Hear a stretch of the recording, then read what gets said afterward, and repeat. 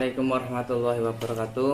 Perkenalkan, nama saya Muhyiddin Labib Asyidik, NIM 14 11 21 067, kelas PAI 3B.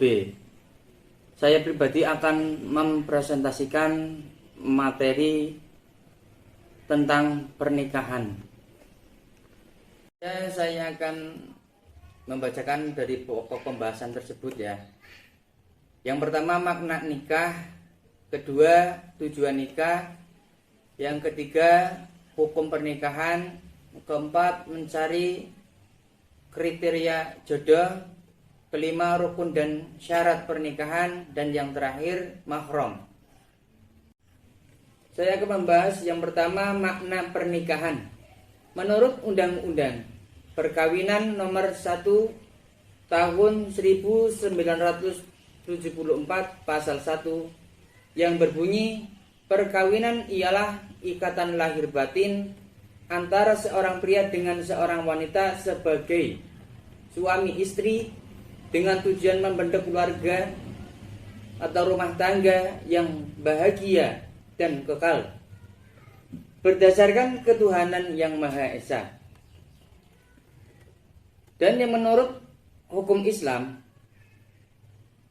perkawinan menurut hukum Islam adalah akad yang sangat kuat atau mitsaqon ghalidha untuk mentaati perintah Allah dan melaksanakannya merupakan ibadah.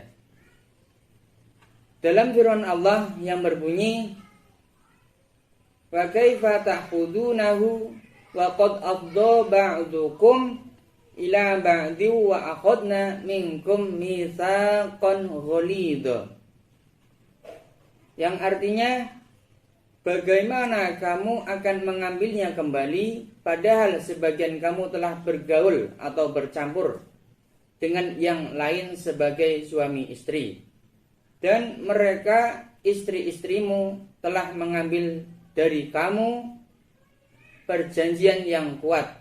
Quran Surat An-Nisa ayat 21. Pembahasan yang kedua. Yang pertama, mendapatkan ketenangan dan ridha Allah Subhanahu wa Ta'ala. Kedua, mengikuti sunnah Rasulullah Sallallahu Alaihi Wasallam. Ketiga, mewujudkan keluarga yang sakinah, mawaddah, warahmah. Keempat, mendapatkan keturunan. Kelima, menyambung silaturahim. Dan yang terakhir, memperbaiki kualitas hidup. Di sini ada ayat yang menerangkan agar mendapatkan ketenangan dan ridha Allah Subhanahu wa Ta'ala. A'udzu billahi minasyaitonir rajim. Bismillahirrahmanirrahim. Wa min ayatihi an khalaqalakum min anfusikum azwajan litaskunu ilaiha. Azwajan litaskunu ilaiha wa ja'ala bainakum mawaddatan wa rahmah. Inna fi dzalika la'ayati liqaumin yatafakkarun.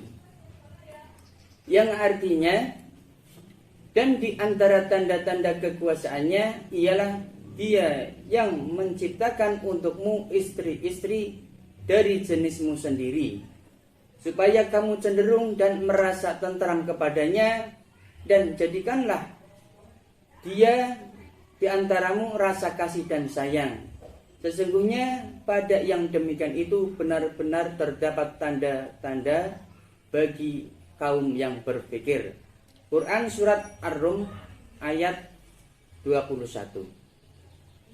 Hukum pernikahan. Yang pertama, wajib.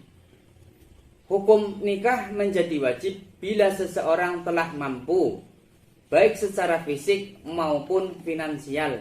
Sedangkan bila ia tidak segera menikah, dikhawatirkan berbuat zina. 2. Sunnah. Dasar hukum nikah menjadi sunnah bila seseorang menginginkan sekali punya anak dan tak mampu mengendalikan diri dari berbuat zina. 3. Makruh. Selanjutnya, hukum nikah makruh. Hal ini terjadi bila seseorang akan menikah tetapi tidak berniat memiliki anak. Juga ia mampu menahan diri dari berbuat zina. Padahal apabila ia menikah, ibadah sunnahnya akan terlantar. Keempat, mubah. Seseorang yang hendak menikah tetapi mampu menahan nafsunya dan dari berbuat zina, maka hukum nikahnya adalah mubah. Sementara ia belum berniat memiliki anak, dan seandainya ia menikah, ibadah suaminya, sunnahnya tidak sampai terlantar. Haram. Ini kelima ya. Ya, kelima. Haram. Hukum nikah menjadi haram apabila ia menikah justru akan merugikan istrinya. Karena ia tidak mampu memberikan nafkah lahir dan batin. Atau jika menikah, ia akan mencari mata pencaharian yang diharamkan oleh Allah. Sebenarnya ia sudah berniat menikah dan mampu menahan nafsu dari zina. Sementara hukum menikah bagi wanita adalah wajib menurut Ibnu Ar-Rafah.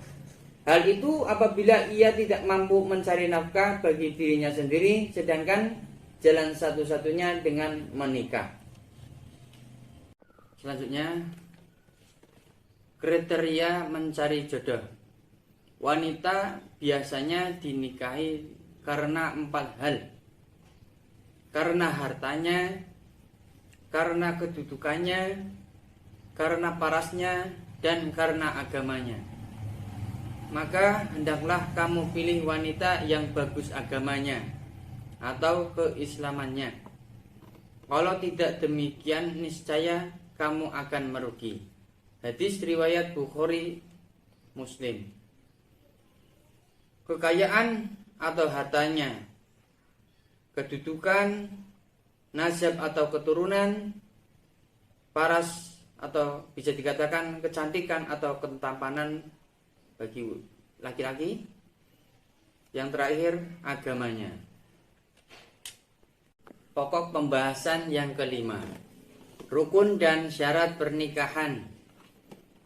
Rukun pernikahan. Yang pertama di sini pengantin lelaki atau suami. Yang kedua pengantin perempuan atau istri. Ketiga wali nikah. Jadi katakan orang tuanya ya, si orang tua yang menikah. Yang keempat 2 orang saksi lelaki. Yang kelima ijab qabul atau akad nikah. Syarat pernikahan. Syarat pernikahan terbagi menjadi 2, yaitu syarat syah dan kesempurnaan. Yang pertama syarat syah, yaitu seagama dan saling ridho. Yang kedua syarat kesempurnaan, yaitu balik atau dewasa itu. Kufu bisa dikatakan setara harta, pendidikan dan keturunannya. Pembahasan yang terakhir, mahram. Mahram adalah wanita yang haram dinikahi oleh seseorang laki-laki dikarenakan sebab tertentu. Mahram terbagi menjadi 2. Yang pertama mahram mu'abbad, yaitu tidak boleh dinikahi selamanya. Dan yang kedua mahram mu'aqqad, yaitu tidak boleh dinikahi sementara waktu saja karena ada penghalangnya. Jika penghalang tersebut hilang, maka hukumnya menjadi boleh. Terima kasih atas presentasi saya. Mohon maaf apabila ada kekurangan dari segi kata-kata apapun dalam membacanya tidak sesuai. Saya pribadi mohon maaf sebesar-besarnya. Dan semoga apa yang saya presentasikan bermanfaat bagi teman-teman kelas, khususnya kelas PAI 3B. Sekian dari presentasi saya. Wassalamualaikum warahmatullahi wabarakatuh.